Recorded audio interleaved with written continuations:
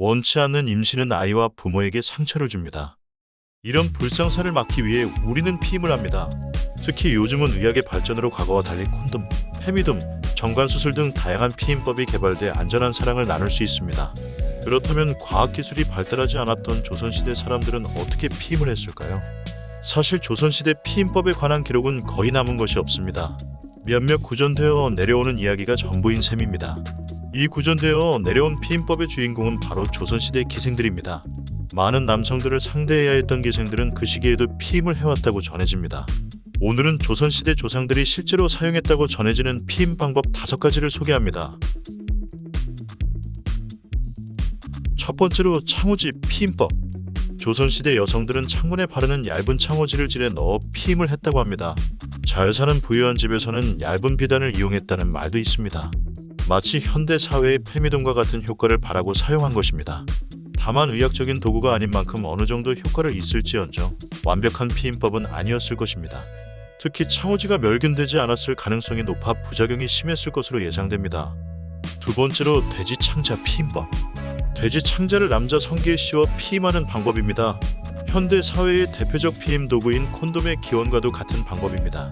돼지 창자 콘돔은 한번 사용을 한 뒤 다시 우유에 넣어 부드럽게 만들어 재사용했다고 전해집니다. 또 돼지 창자는 기원전 1000년경 그려진 이집트 벽화에도 등장하기도 해 전 세계인이 사랑했던 피임법이라는 이야기도 나옵니다. 세 번째로 월경주기 피임법. 날짜 피임법은 월경주기를 기준으로 가임기를 계산하는 방법입니다. 현대 사회에서도 많은 여성이 사용하고 있는 방법이기도 합니다. 방법은 간단합니다. 생리 시작일을 일일로 두고 매월 26일마다 생리가 다시 시작된다는 가정 아래 1일 7일과 20일 26일에는 임신이 되지 않는다고 계산하는 방법입니다.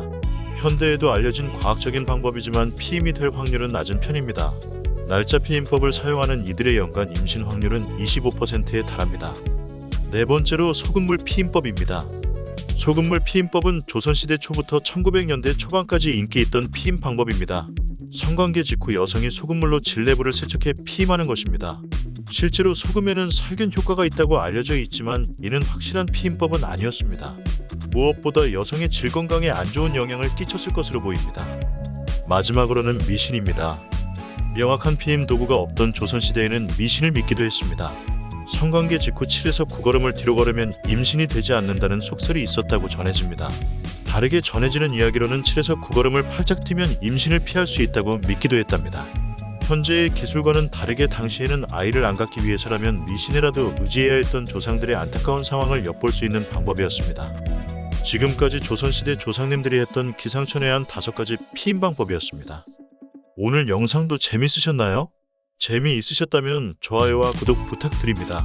다음에 좀 더 재미있는 주제로 찾아뵙겠습니다.